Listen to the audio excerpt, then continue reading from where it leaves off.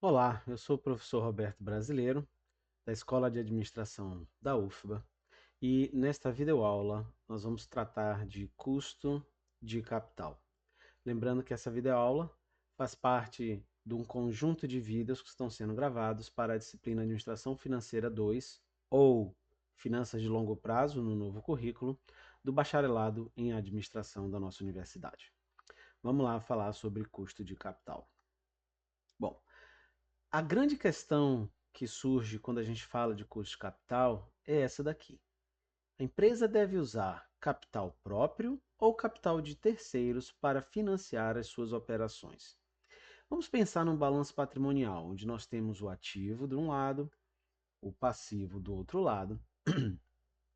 A gente tem ativos circulantes, ativos não circulantes, são esses dois aqui, né? Aqui eu realizava a longo prazo, aqui o ativo permanente, mas ambos são ativos não circulantes. A gente tem do lado de cá o passivo circulante, o passivo não circulante, que também é chamado de exigível a longo prazo, e o PL. Quando a gente está falando de custo de capital ou fontes de financiamento, a gente está olhando especificamente para o lado do passivo. E nós vamos olhar para o lado do passivo para entender como nós vamos financiar a empresa em termos de recursos de terceiros ou recursos próprios, que são recursos dos sócios, dos acionistas. Então percebam que o dinheiro entra por aqui, né? Seja capital de terceiros, seja capital próprio, e ele é investido nos diversos ativos da empresa. Nossa aula concentra-se especificamente nessa discussão. Eu devo usar mais capital de terceiros, mais capital próprio? Como que eu vou balancear, né, essa divisão, essa separação, esse mix entre capital de terceiros e capital próprio? Então vamos lá.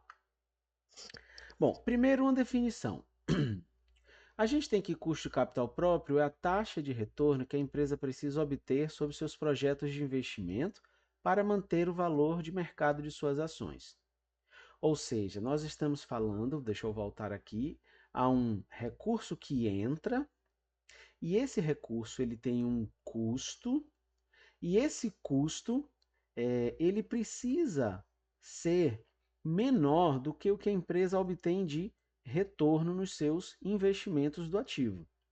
Então é por isso que a gente está falando que é a taxa de retorno que a empresa precisa obter sobre seus projetos para manter o valor de mercado de suas ações. Bom, é a mesma coisa que a gente dizer que investimentos com retorno superior ao custo de capital vão aumentar o valor da empresa. A gente tem que custo de capital tem sinônimos, quais? Retorno exigido, taxa de desconto apropriada, mas assim, de fato, de longe, o termo que mais se usa é custo de capital. Então, quando vocês ouvirem o termo custo de capital, a gente está falando exatamente dos custos de financiamento entre capital de terceiros e capital próprio, desse mix aqui. Tá legal? E como é um custo de capital, ele está obviamente relacionado com a variável risco. Então vamos lá. Pensando em termos de estrutura de capital. Quando a gente está falando em termos de estrutura de capital, a gente está falando no balanceamento entre capital de terceiros e capital próprio. Lembrando que capital de terceiros a gente está falando aqui de passivo circulante, passivo não circulante. E no capital próprio a gente está falando basicamente do PL, né? Capital próprio é PL. Essa estrutura aqui, quando nós falamos de estrutura, nós estamos pensando assim, ó. Eu posso ter mais capital próprio do que capital de terceiros. Eu posso ter mais capital de terceiros do que capital próprio. Ou como eu vou colocar o mix entre capital de terceiros e capital próprio. Então, quando nós estamos falando de estrutura de capital, é sobre isso aqui, sobre essa proporção de capital de terceiros e capital próprio. E quando a gente fala dessa proporção, esse processo de estimativa do custo de capital, ele leva à busca por uma estrutura meta de capital. O que é a estrutura meta de capital? É a estrutura, a combinação, o mix entre capital de terceiros e capital próprio, que faz com que o meu custo de capital seja o menor possível. Então, claro, é um custo de capital, é um custo do dinheiro. Ora, se a distribuição entre capital próprio e capital de terceiros altera esse custo, eu vou tentar fazer com que essa distribuição de capital próprio e capital de terceiros gere o menor custo de capital. É isso que nós estamos falando quando falamos em estrutura meta de capital. É tipo assim, eu tenho uma meta, eu tenho um objetivo. Esse meu objetivo é fazer com que o mix de capital de terceiros e capital próprio seja X.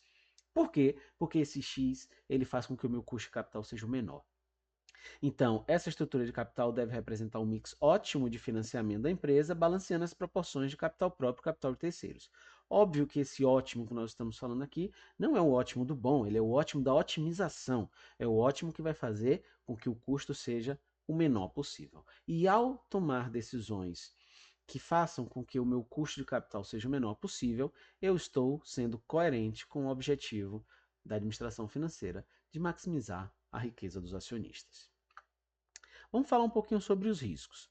O custo de capital, obviamente, que depende dos riscos da empresa.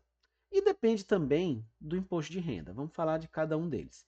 O que nós estamos falando aqui? Nós estamos falando de riscos operacionais, quer dizer, a empresa não cobrir com seus gastos operacionais. O que é custos operacionais? Estamos falando de folha de pagamento, compra de matéria-prima, os gastos que ela tem para operar o negócio.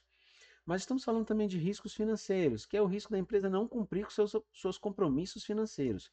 O que é isso? Ela não conseguir pagar os seus juros, não conseguir fazer suas amortizações de dívida, não conseguir distribuir dividendos para os seus acionistas. E por que o imposto de renda influencia? Bom, o imposto de renda influencia e a gente deve considerar o custo capital líquido de R, porque uma empresa, ao assumir uma dívida, ao ter um endividamento, ou seja, assumir dívida, ter endividamento é a mesma coisa que ter capital de terceiros, essa empresa ela vai pagar juros. E esses juros, eles entram para a gente como despesas financeiras. E essas despesas financeiras, obviamente, que ela diminuem o LAIR da empresa, e, consequentemente, fazem com que a empresa pague menos imposto de renda. Então, vejam, ao assumir uma dívida, ao usar capital de terceiros, ao ter endividamento, que são todos sinônimos do que eu estou falando, a empresa acaba pagando menos imposto de renda. Isso significa que existe um benefício fiscal associado ao imposto de renda pelo fato da gente usar capital de terceiros. Vamos lá. Antes da gente entrar nos custos específicos, é importante que a gente pense um pouquinho sobre qual é o papel da diversificação do risco. Vamos lá. Os riscos da empresa, ou o risco pensando de uma forma geral, de uma forma global, ele pode ser reduzido por meio da diversificação. Bom, o que é isso?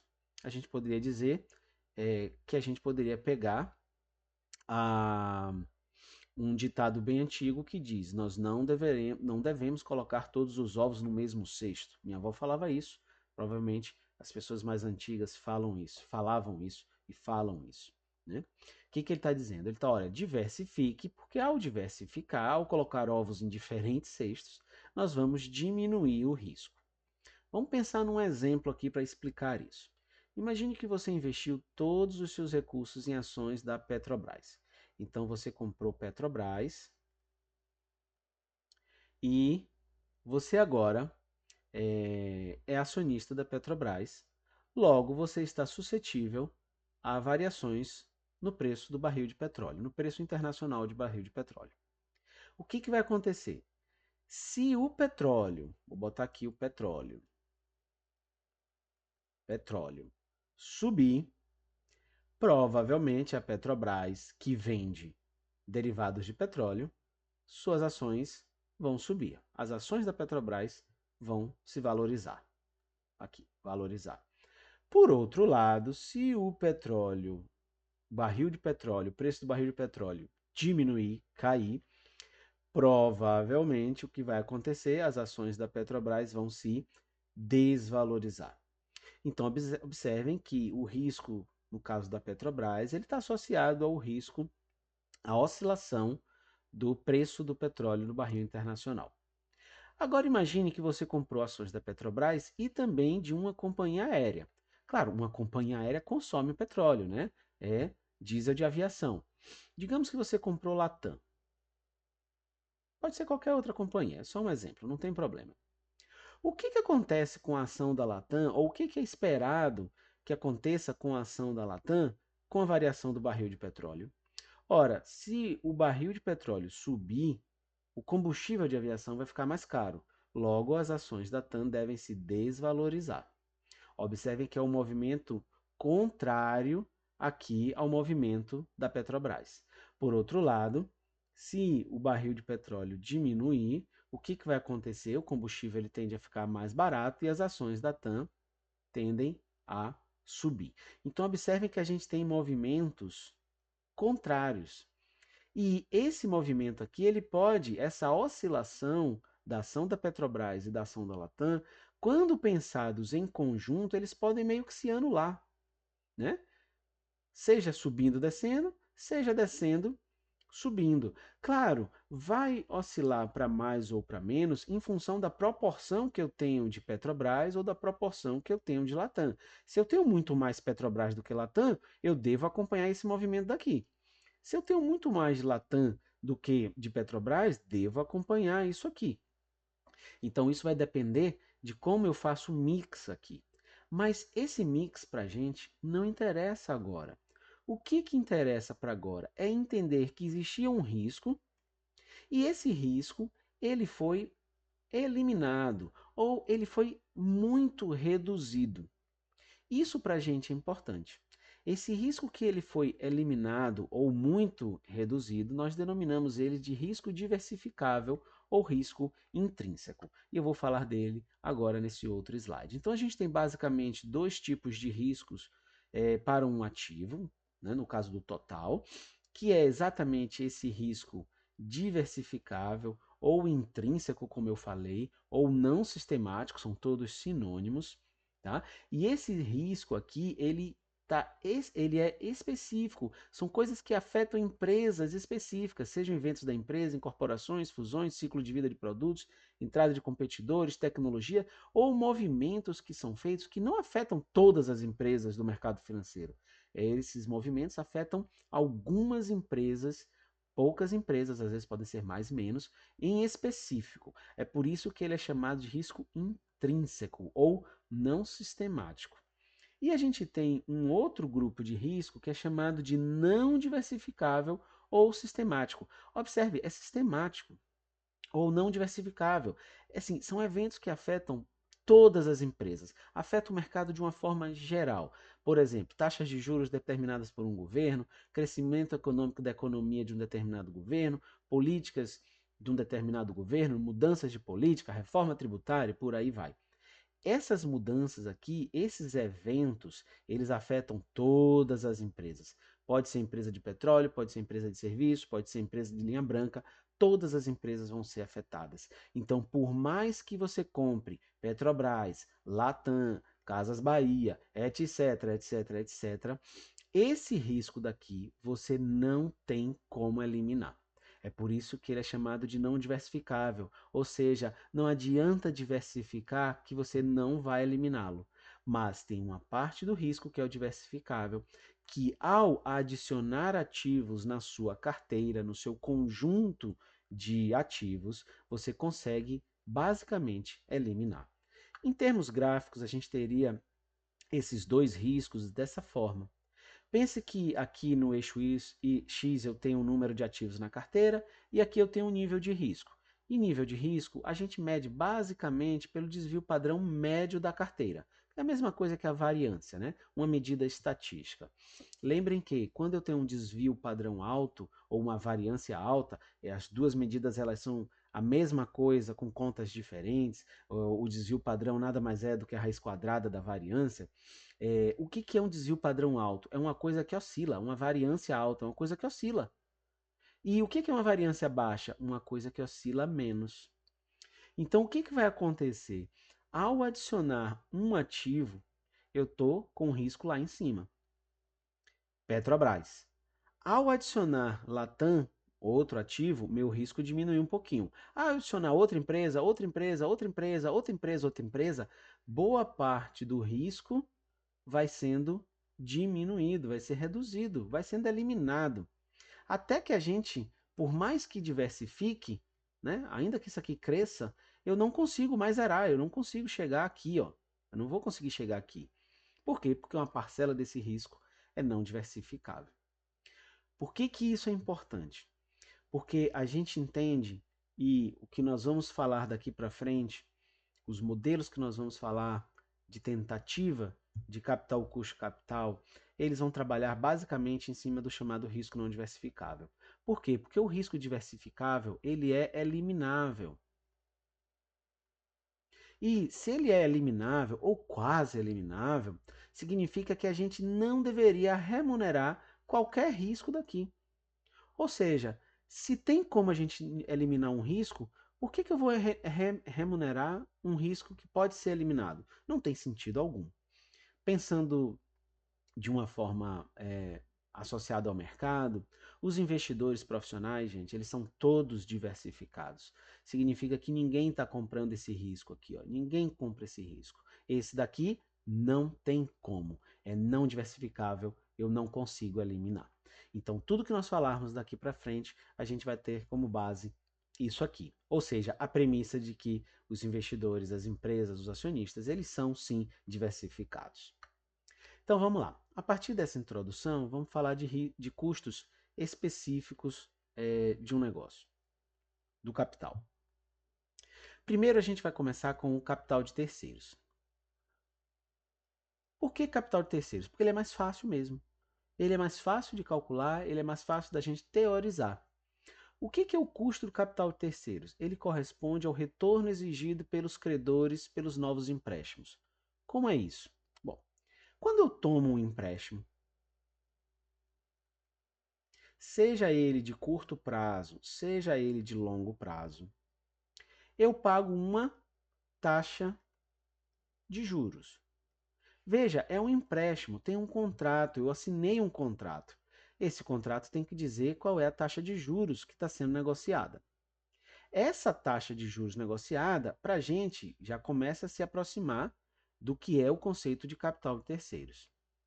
Lembrem que, se para mim a taxa de juros é um custo, para o meu credor, ou seja, para quem me emprestou o dinheiro, ela é retorno. Então é por isso que a definição de custo capital de custo capital de terceiros é o retorno exigido pelos meus credores. O retorno exigido pelos meus credores é uma definição. É uma definição bonita, né? No sentido de, olha, ó, não é a taxa de juros, é o retorno exigido pelo credor. Beleza, o retorno exigido pelo credor vai se tangibilizar numa taxa de juros. Então, é basicamente a taxa de juros que a gente está falando. E nós estamos falando aqui de custos da dívida. Beleza. Tem aqui uma observação. Isso aqui vai funcionar basicamente para a ideia de custo das ações preferenciais. Bom, por quê? Porque as ações preferenciais, elas basicamente são enxergadas como capital de terceiros, apesar de não serem. Vou deixar a ação preferencial de stand-by, congelado. A gente depois vai ver os modelos para trabalhar com capital próprio, onde a gente tem as ações. Mas aqui é só pensar que muitas vezes as ações preferenciais podem ser entendidas como dívidas, ou seja, como capital de terceiros. Bom, vamos voltar para o caso que é o grosso do volume aqui, que são os empréstimos, né? As empresas tomam empréstimos. Então, essa taxa de juros é efetivamente o meu custo do capital de terceiros? Não, é quase. Por que é quase? Porque eu preciso considerar o imposto de renda. O que acontece? Os juros reduzem o lucro tributável, consequentemente, reduzem o imposto a pagar. Logo, o custo da dívida deve ser considerado após o IR. Roberto, o que é isso? Lembrem da DRE. Eu tenho receita, menos custos, menos despesas, e aí eu chego no LAGI, que é o lucro antes dos juros e do imposto de renda. A partir daqui, eu tiro as despesas financeiras, que são os juros, e chego no LAIR. Vou puxar aqui para cima. Do LAI eu vou tirar o imposto de renda e vou chegar no lucro líquido. Então vamos pensar nessa DRE super simplificada aqui. Percebam que ao tomar um empréstimo, eu tenho dívida, né? Logo eu pago juros. Esses juros, eles são dedutíveis, ou seja, eles afetam o meu resultado. Então eu preciso lançar na DRE. Por quê? Porque eles vão afetar o lucro. Então eu vou lançar os juros aqui, e ao lançar os juros aqui, consequentemente, eu vou pagar menos imposto de renda. Então, existe um benefício fiscal que vai fazer com que a minha taxa de juros do contrato não seja o custo efetivo do capital de terceiros. O custo efetivo vai ser um pouquinho menor do que essa taxa de juros do contrato. Metodologia de cálculo. A fórmula que nós vamos usar é essa aqui. O custo do capital de terceiros está aqui como CAI. Bom, essas siglas aqui, gente, elas vão variar em função do livro que vocês forem utilizar. Como a gente usa muito o livro do Bruni, a gente vai ter que o custo da dívida vai ser igual ao custo aparente da dívida multiplicado por 1 menos a alíquota de imposto de renda, que é a mesma coisa. O custo da dívida, que aqui está chamado de CAI, ele é igual ao custo do empréstimo antes do IR, ou seja, a taxa de juros que está no contrato, que a gente aqui o Bruni chama de custo aparente da dívida, multiplicado por 1 menos a alíquota de R para poder pegar o benefício fiscal que eu expliquei aqui. Então, a gente não vai ficar simulando DRE para poder calcular benefício fiscal. A gente usa essa fórmulazinha aqui e calcula o custo da dívida. Observem que é uma fórmula relativamente simples, né? Então, vamos pegar um exemplo. Uma empresa possui dívidas de longo prazo na forma de empréstimos a um custo de 9,4% ao período. Qual é o seu custo da dívida, considerando o imposto de renda de 34%? Então, eu vou usar aqui a fórmula, né? Vou usar essa fórmula. Vou colocar o 9,4% aqui em decimal, né? 0,094, multiplicado por 1 menos 0,34, isso vai dar 6,2%. Então, a taxa de juros contratada de 9,4%, ela representa um custo do capital de terceiro de 6,2% nesse exemplo. Esse é o custo que eu levo para as outras análises que a gente vai fazer até o final dessa videoaula. Então vejam que o cálculo do custo de capital de terceiros, ele é relativamente fácil de ser feito, ele é relativamente fácil de ser compreendido. Afinal de contas, a gente parte de uma taxa de juros.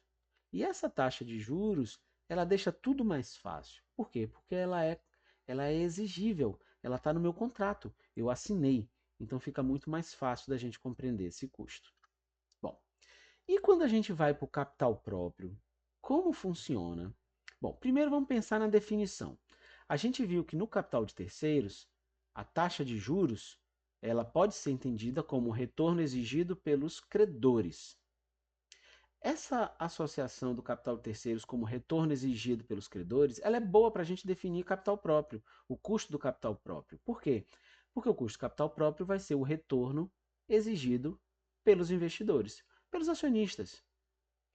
Por que isso? Porque no caso do capital próprio, não tem a figura da taxa de juros. A taxa, ela não existe. Veja, quando eu assino um contrato de empréstimo, eu tenho lá uma taxa de juros. Quando eu invisto numa empresa, eu não digo para a empresa, falo, olha empresa, eu quero receber X% de remuneração. Não existe isso. Eu tenho a expectativa e eu exijo, mas exijo no sentido dessa expectativa. Eu não exijo no sentido da obrigação da empresa, né? A empresa deve gerar resultado, deve dar retorno, deve remunerar os seus acionistas, os seus investidores, mas não tem essa exigibilidade contratual, com data inclusive, como existe nos empréstimos. Então, é uma excelente associação pensar no custo do capital próprio como retorno exigido pelo credor, para poder definir o custo capital terceiros, desculpem, para pensar no custo do capital próprio como sendo o retorno exigido, não pelo credor, mas pelo acionista. Bom, como não existe essa taxa aqui, a gente vai criar modelos para poder compreender como eu chego até esse número, né? Esse percentual de custo do capital próprio. Bom, em finanças a gente vai ter vários modelos, dois deles acabaram sendo os mais usados. Não tem só dois, tá, gente? Tem mais de dois. Quem for se especializar na área financeira provavelmente vai estudar outros modelos. Tem modelos mais avançados, modelos mais simplificados. modelos com muita conta, modelos com menos conta e por aí vai. Dois modelos nós vamos trabalhar.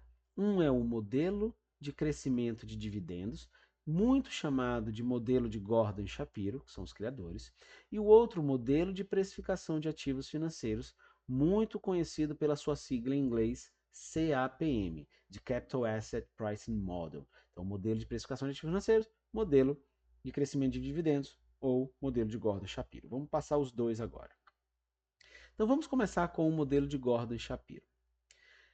Esse modelo baseia-se numa premissa. Qual premissa? De que o valor da ação, observe que o valor da ação é o valor do capital próprio, né?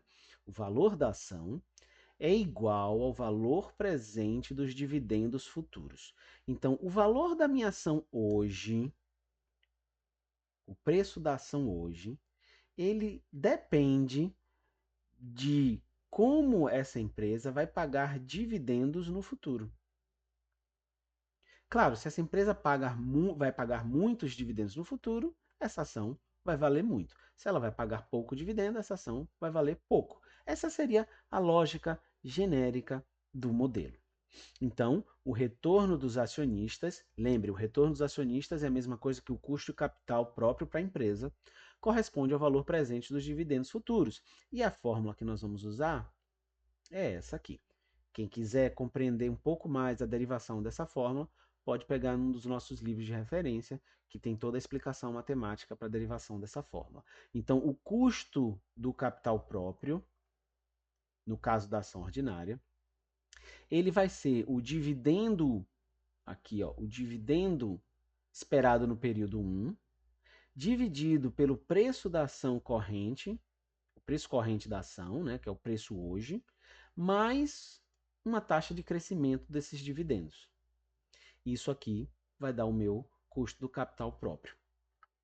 Exemplo, vamos pensar que o preço corrente de uma ação da companhia da empresa XYZ é R$50. O dividendo esperado para o próximo período é de R$4. E a taxa de crescimento histórica desses dividendos é de 5%.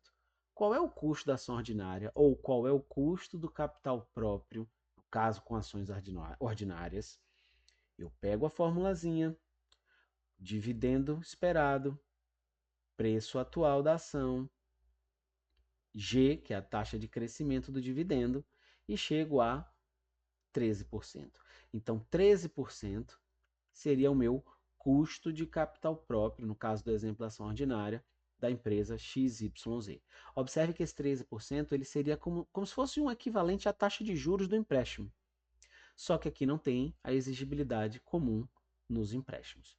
Então, é um modelo. A gente não tem como chegar exatamente nessa taxa de juros, entre aspas. Então, a gente vai fazer isso através de modelos aproximados. Bom, e se eu estiver falando não de empresa, de ações existentes, mas se eu estiver falando de emissão de novas ações, o que muda no modelo? Não muda muita coisa, não. E isso vai valer, inclusive, para as ações preferenciais também, tá, gente? O que muda, vejam que a fórmula ela continua basicamente a mesma coisa, né? A definição é a mesma, dividendo anual esperado dividido, opa, só que aqui ao invés de ser o preço da ação, como essa ação está sendo emitida agora, são novas ações, quando a gente emite as ações, no momento que eu emito a ação, eu incorro numa série de despesas com a emissão dessa ação, dessas ações, né? Então eu vou ter que pegar esse preço aqui líquido, ou seja, eu vou ter que multiplicar por 1 menos F sendo o percentual dessas despesas. Então não pode ser o preço zero, esse preço está sendo definido, por quê? Porque eu vou ter uma série de despesas com a emissão dessas novas ações. Então vai ser um P0, um preço, líquido, né? Por isso que ele tem 1 menos o F, aqui é para a gente tirar as despesas com a emissão das ações. O resto continua o dividendo esperado no ano 1, no período 1, e a taxa de crescimento desses dividendos. Então, isso não vai mudar. O que muda é que na emissão de novas ações eu tenho despesas e por isso essas despesas afetam o preço dessa ação aqui. Bom, Vantagens e desvantagens, né? Como tudo na vida, vantagens e desvantagens. O modelo de Gordon-Shapiro, ele tem vantagens. Primeiro que ele é simples, ele é fácil de calcular, a fórmula é muito fácil e ele também é fácil de ser compreendido e utilizado. Gente, simplicidade e facilidade são vantagens importantes em qualquer modelo. Desvantagens. Ele é aplicado somente a empresas que pagam dividendos. Então, se eu estiver falando de empresas que não pagam dividendos, eu não vou conseguir calcular. Depois, ele tem a premissa de que dividendos crescem uma taxa constante. Aquele meu G, inclusive no G o exemplo foi 5%, é como se eu considerasse que todo período o dividendo vai crescer 5%. E não é bem assim. Tem período que cresce 5%, tem período que cresce 2%, tem período que não cresce, tem período que cresce 3%. Então, essa taxa constante aqui, ela é uma limitação do modelo. Além de ser uma limitação ela ser constante, o modelo é altamente sensível a ela. Então, o G, se for 5, se for 4, se for 3, se for 8, muda drasticamente o custo de capital. Então, essa sensibilidade também é um problema. E talvez uma das desvantagens maiores é que esse modelo não tem o risco explicitamente nele. O risco ele está implícito, ele não está explícito. Bom, com base exatamente nisso, a gente vai pular para o modelo CAPM.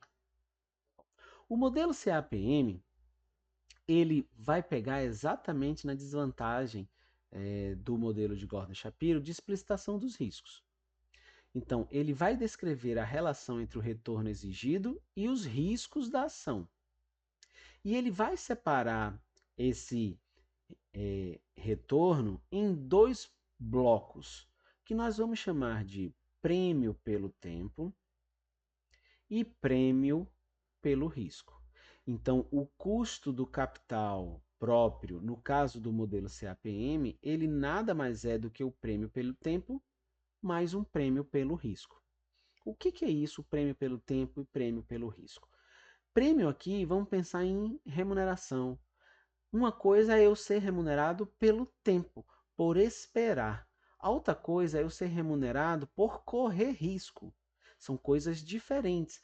Veja, elas podem ser didaticamente separadas, mas na prática elas estão completamente imbricadas. Uma está associada à outra. Vamos pegar um exemplo muito simples, didático, exclusivamente didático, para a gente tentar separar isso aqui. Digamos que eu vá emprestar dinheiro para duas pessoas, A e B. No primeiro exemplo, eu vou emprestar dinheiro para A por 30 dias, para B por 360 dias. Vamos considerar que tanto A como B são excelentes pagadores, ou seja, eles não vão me dar calote. Eu tenho completa certeza disso. Não há a menor chance de, ao vencer 30 dias, A não me devolver o dinheiro, ou B, ao vencer 360 dias, não me devolver o dinheiro. Então, o que eu estou fazendo com isso? Eu estou eliminando a variável risco, dizendo não tem risco. E aí a pergunta fica: eu vou cobrar uma taxa de juros de A que vai ser igual à taxa de juros de B? Provavelmente não. Por que não? Porque A vai me devolver o dinheiro em 30 dias. B vai me devolver o dinheiro em 360 dias. Eu vou levar muito mais tempo para receber o dinheiro de B. Logo, eu devo cobrar uma taxa de juros um pouquinho maior de B do que de A. Esse prêmio que eu estou cobrando, ele é um prêmio exclusivamente em função do tempo. Então, essa é a lógica do prêmio pelo tempo. É algo que remunera somente a minha espera. Eu não estou considerando risco algum naquilo. Obviamente que quando eu estou considerando que remunera somente o tempo, essa remuneração ela tende a ser bem baixinha, né, gente? Agora vamos pensar um outro exemplo. Vamos pensar que eu estou de novo com A e B, só que agora eu vou emprestar dinheiro por 30 dias para os dois. 30 dias para os dois. Quando eu estou colocando 30 dias para os dois, o que eu estou fazendo? Eu estou tentando eliminar o tempo como variável influenciadora desse meu exemplo. Então, o tempo não vai influenciar na taxa de juros que eu vou cobrar de A e de B. Por quê? Porque o tempo é igual. Então, se for pensar somente no tempo, eu vou cobrar de A e de B a mesmíssima taxa de juros. Bom, mas aí complementando o exemplo, eu tenho que o perfil de A não é o mesmo do perfil de B. A tem o mesmo perfil do exemplo anterior. Ele é um bom pagador, eu sei que ele vai me pagar, não há qualquer risco de A não me pagar. Mas B eu não tenho essa certeza não. B tem nome sujo no Serasa, B tem um histórico de não pagamento, B tem uma série de problemas aí na sua avaliação de crédito, e aí eu sei que A e B não têm o mesmo nível de risco. Eu vou cobrar mais de quem? Minha taxa de juros vai ser maior de B. Por quê? Porque aqui eu tenho mais risco. Então, esse prêmio que eu estou cobrando de B, ele remunera tempo? Não, ele não remunera tempo, porque o tempo é igual. Ele remunera somente risco. Então, para a gente encerrar, claro, esse exemplo ele é um exemplo muito simplório. Mas é só para a gente entender que o modelo ele vai tentar separar em duas partes. Uma que é a remuneração pelo tempo, por esperar. A outra é a remuneração por correr risco. No custo de capital próprio, pelo modelo CAPM, a gente vai ter que o custo de capital próprio vai ser a soma dessas duas partes aqui. O prêmio pelo tempo e um prêmio pelo risco, afinal de contas, essas duas coisas elas vão andar juntas. Então vamos lá. Matematicamente falando, operacionalmente falando, o retorno vai ser depender de três fatores. Fator 1, taxa livre de risco, que nós chamamos de RF. Essa taxa livre de risco, como está livre de risco, ela remunera somente tempo. Pronto. RF é uma taxa que remunera tempo. Por quê? Porque olha o nome dela. Ela é livre de risco. Não tem risco naquilo ali.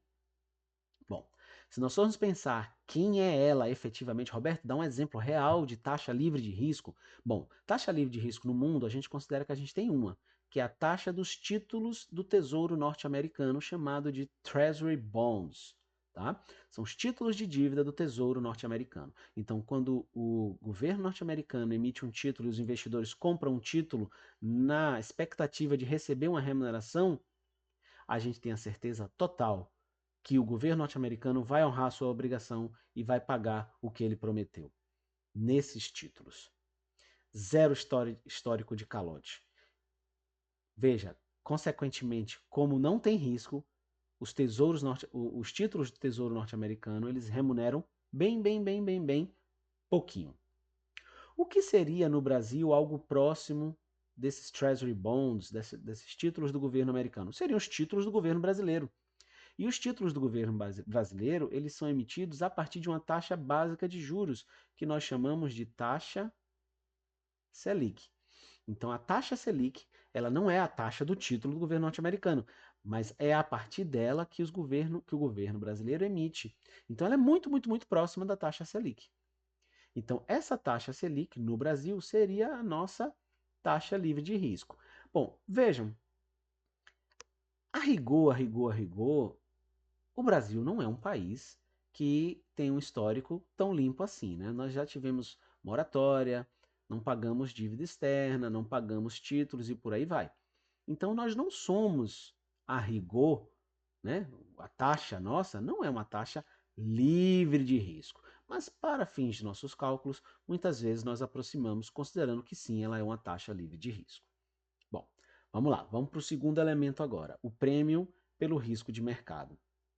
Para o prêmio pelo risco de mercado, nós estamos falando aqui de um RM e um RF. O RF a gente já sabe, é a taxa livre de risco, a remuneração do tempo. E o que é o RM? O RM é o retorno médio do mercado.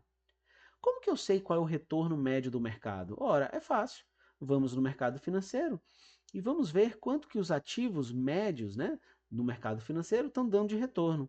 Onde é que a gente encontra isso? Nos índices de bolsa de valores. A gente pode pegar índice de bolsa de valores de Nova York, de qualquer país. No Brasil, a gente pegaria o nosso Ibovespa. Então, isso aqui é o retorno médio do mercado. Então, quando diz lá, o Ibovespa está remunerando 3%, significa que, na média, as empresas estão remunerando 3%. Não está falando de uma empresa específica, está falando de um conjunto de empresas. A priori, a rigor, esse retorno de mercado deveria ser de todas as empresas. Mas a gente sabe que o Ibovespa ele não incorpora ações de todas as empresas, de uma grande quantidade de empresas, das mais significativas, sem sombra de dúvida. E aí a gente entende que o Ibovespa seria o nosso aproximado aí para retorno de mercado. No caso, a gente poderia pegar, por exemplo, o índice da Bolsa de Nova York ou por aí vai. Bom, continuando, esse prêmio pelo risco de mercado, observe que é um prêmio pelo risco. Então, quando o mercado remunera X%, nessa remuneração aqui tem tempo e risco. É por isso que eu preciso, na fórmula, separar. É por isso que eu faço RM menos RF. Eu preciso tirar a parte que é tempo para que o resultado seja somente risco. E ele é um risco específico da empresa? Não, não, não, não, não, não. Ele é um risco de mercado. Ele é um prêmio de risco de mercado. Bom, agora eu entro no terceiro elemento. Eu falei da taxa livre de risco, que é o prêmio do tempo. Eu falei aqui do prêmio de risco, que é o mercado, mas agora eu preciso falar de um outro prêmio de risco, que é um risco específico do ativo. Esse risco específico do ativo, nós chamamos ele de beta. Por que nós chamamos ele de beta? A gente vai ver já já, mas para resumir, é porque o cálculo dele é o coeficiente angular de uma regressão, que é um beta mesmo. Então, matematicamente, ele é um beta, por isso que nós chamamos de beta, tá? Mas ele é um risco do ativo. Então, colocando na fórmula aqui do cálculo do custo de capital próprio pelo CAPM, a gente tem que o custo do capital próprio pelo modelo CAPM vai ser a taxa livre de risco, ou seja, o prêmio pelo tempo, mais o beta, que é o risco específico do ativo, vezes o prêmio pelo risco de mercado, que é essa partezinha daqui. Então, isso aqui é remuneração de tempo, isso aqui é remuneração de risco. Então, se nós formos pegar essa fórmula, ela é exatamente essa lógica daqui de prêmio pelo tempo e prêmio pelo risco. Aí vamos falar um pouquinho mais do beta. Bom, corresponde ao nível de risco sistemático da empresa. Claro, é o risco sistemático. Lembre, o risco não sistemático ele não existe, porque ele pode ser diversificado, ele pode ser eliminado via diversificação. Então, a gente está falando somente de risco sistemático da empresa. Matematicamente, ele representa o coeficiente angular da reta de regressão linear entre o retorno de mercado e o retorno do ativo. Bom, lembrem que isso aqui, essa equação que está aqui, é uma função de primeiro grau. Todo mundo estudou isso lá atrás, né? Então, se nós pensarmos nessa função de primeiro grau, ela pode ser expressa num gráfico, né? Onde eu tenho x e y aqui. Essa função aqui, digamos que essa função tenha esse comportamento aqui. Né? Essa função, ela é uma reta, tá, gente? Lembrando que ela é uma reta. Esse beta é a inclinação que a gente tem aqui, ó, nessa reta. Essa reta ela pode ser mais inclinada, menos inclinada, médio, por aí vai. Isso aqui é esse coeficiente angular. Bom, eu poderia também dizer que o beta é a covariância entre o excesso ou prêmio do retorno de mercado e o excesso de retorno do ativo, dividido pela variância do excesso de retorno do mercado. Ou seja, é a covariância entre x e y dividido pela variância de x. Matematicamente, é essa fórmula aqui. Ó. Bom, veja, isso pode parecer um pouquinho difícil. Poxa, está entrando numa matemática aí, numa estatística, eu tenho que fazer muita conta. Mas não é não. Vamos pensar aqui como é que a gente pode calcular isso aqui, né? Então, vamos pensar, agora pegando um exemplo, eu vou fazer só esse exemplo, depois a gente tem como fazer isso no Excel de forma bem simples.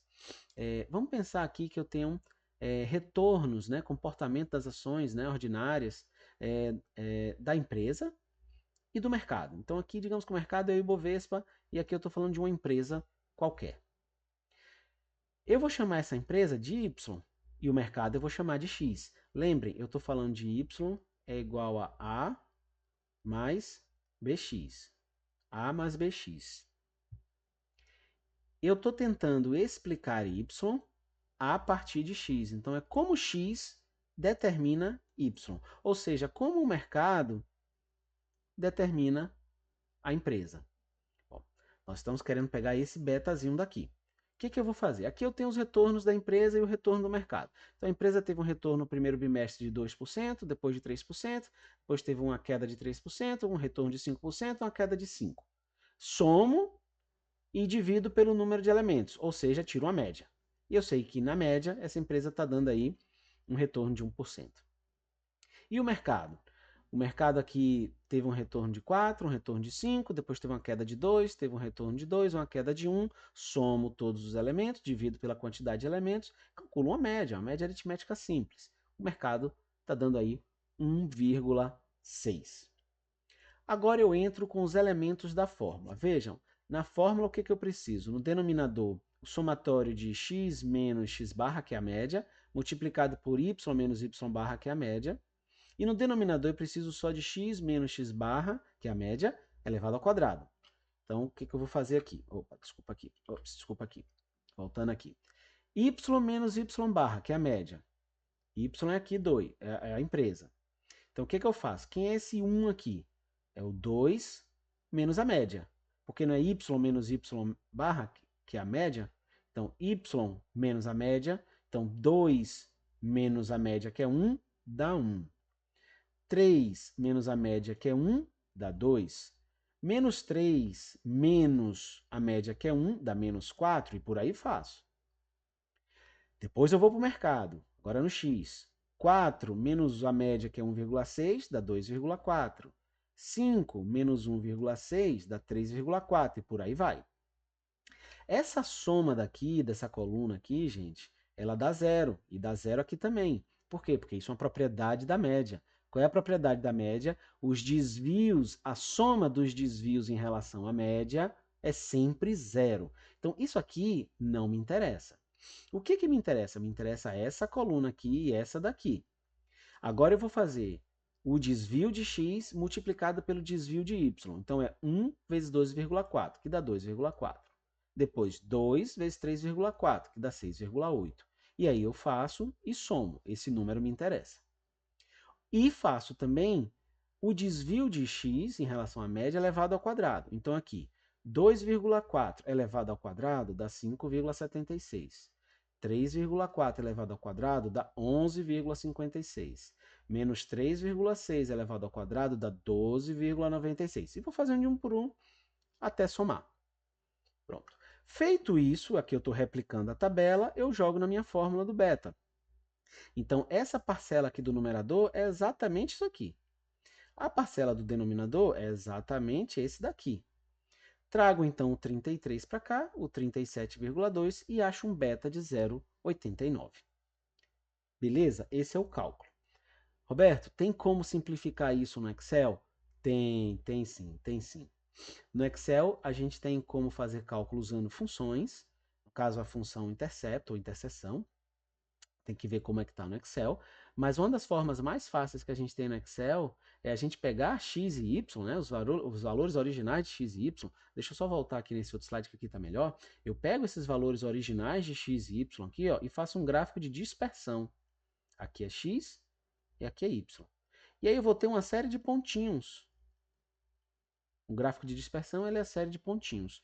Depois eu peço ao Excel para traçar a reta de regressão e apresentar para mim a equação y é igual a mais bx. Ele vai trazer para mim aqui dizendo quem é A e quem é B. A não me interessa, B me interessa. E aí o Excel faria essa conta para mim e trazia o B como 0,89 e depois multiplicaria por x. O A, como eu falei, não interessa. Bom, vamos lá. Um beta de 0,89. Como eu interpreto esse beta? Bom, vamos pensar aqui que eu estou de novo com o gráfico, né, XY. Né? Eu estou falando do retorno do mercado com o retorno do ativo. E digamos que eu tivesse um beta 1. O beta 1 ele é o nosso parâmetro. O que significa um beta 1? Significa que quando a empresa quando o mercado sobe, a empresa sobe, as ações da empresa também sobem. Quando o mercado cai, as ações da empresa caem também. Não só acompanha o mercado, como é exatamente igual. Porque o beta é 1. Então, se o mercado sobe 1%, a empresa sobe 1%. Se o mercado cai 1%, a empresa cai 1%. Se o mercado sobe 4%, a empresa sobe 4%. Ou seja, essa empresa com beta 1, ela é completamente aderente ao mercado. Ou seja, na prática, não existe.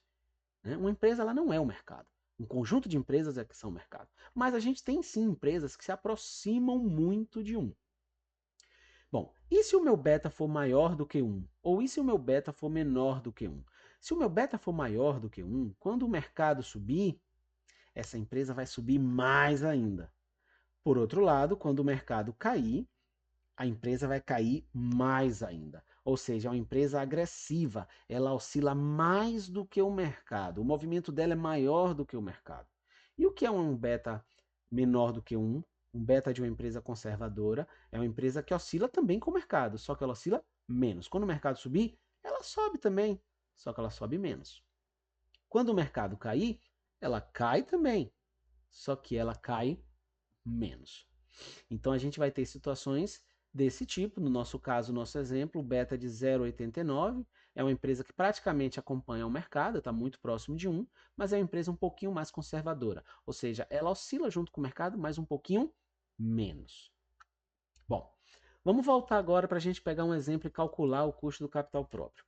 Calcule o custo capital utilizando o modelo CAPM da empresa XYZ. Sabe-se que a taxa livre de risco é 7%, o beta é de 1,5, ou seja, uma empresa agressiva, um beta agressivo, né? E o retorno de mercado é de 11%. Eu pego a fórmula e jogo taxa livre de risco, 0,07 aqui. Beta, 1,5. Retorno do mercado, 11%, ou 0,11. Menos a taxa livre de risco, para a gente pegar só a parcela de risco, né? 0,07. Isso vai dar um custo capital de 13%. Vejam que esse pedacinho aqui é o prêmio pelo tempo, esse pedacinho aqui é um prêmio pelo risco, que tem um risco de mercado e tem um risco específico da empresa. No nosso exemplo aqui, o cálculo feito com o modelo CAPM deu 13%, que é exatamente o cálculo do custo capital próprio feito pelo modelo de Gordon. Mas veja, esse aqui é um exemplo didático. Na prática, os modelos levam a números diferentes, apesar de números parecidos. Vantagens do CAPM. A melhor de todas, tem explicitamente o risco no modelo. Outra vantagem pode ser aplicado para a maior parte das empresas. Desvantagens. Caso as estimativas de retorno do mercado e beta sejam ruins, o resultado será inadequado. O que ele está dizendo é o seguinte: se os inputs que você tem é ruim, óbvio que o output do modelo vai ser ruim. Então a gente tem que garantir que a gente tem bons elementos aqui de retorno de mercado e de beta. Falando, por que não colocou a taxa livre de risco? Porque a taxa livre de risco ela é dada, né? Então ela é mais difícil da gente ter um número ruim. E outra desvantagem é que ele é baseado em informações passadas para prever o futuro. Então, quando eu estou falando de retorno do mercado, eu estou falando do retorno passado do mercado. Quando eu estou falando da taxa livre de risco, tudo bem, ela até pode ser o passado, mas pode refletir um pouquinho o futuro. E o beta, ele também vai ser calculado através de dados passados. E a gente sabe que o passado não necessariamente vai continuar no futuro.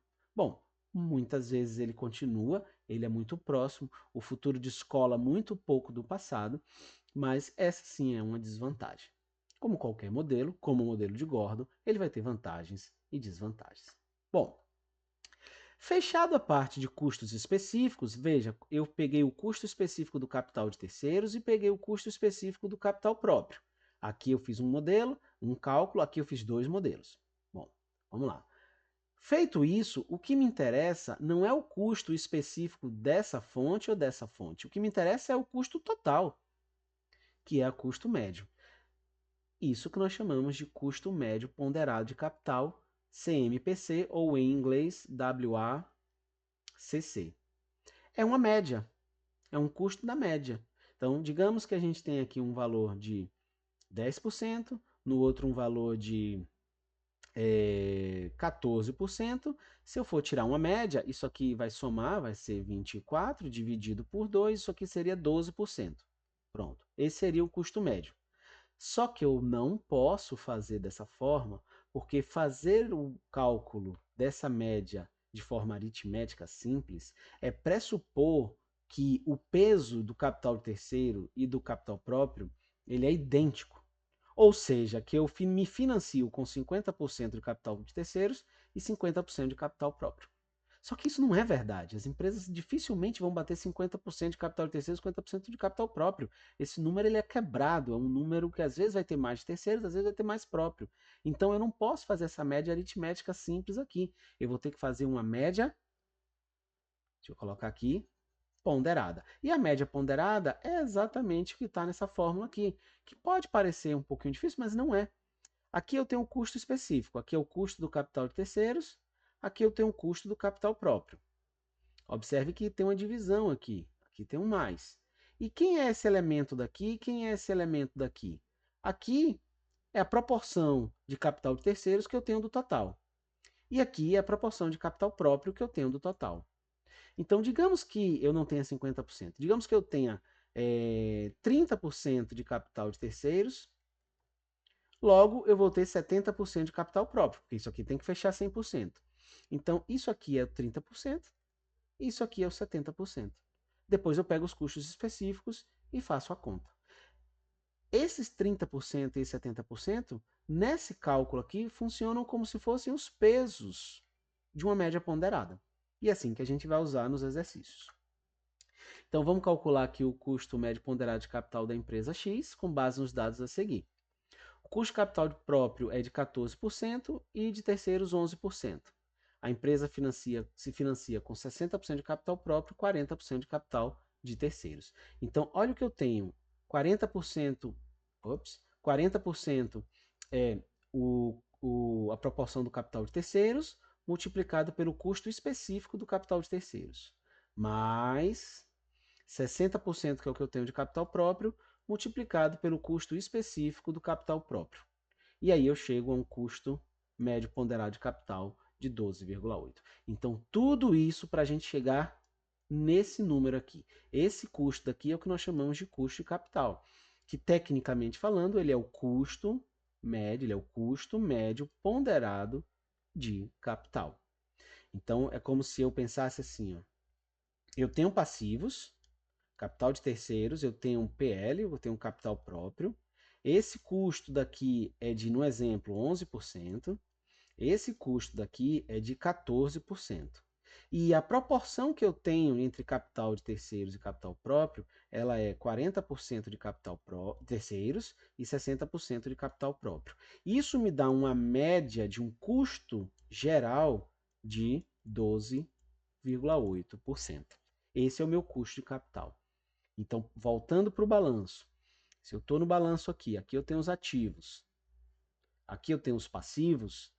Se eu tenho um custo de capital, ou seja, se eu capto dinheiro a um custo de 12,8%, para eu gerar riqueza, para eu agregar valor, né, que são termos usados no mundo financeiro, eu preciso que os meus ativos eles tenham uma rentabilidade ou eles deem um retorno que seja maior.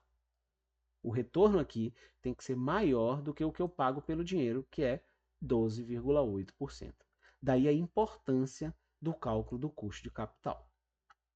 Bom, eu fico por aqui, a gente continua em sala com os exercícios. Se você tiver dúvidas, use o fórum Tira Dúvidas. Os colegas, claro, podem ajudar respondendo, ou anote sua dúvida e leve para a próxima aula. Em último caso, mande um e-mail para mim, que eu respondo com a maior brevidade.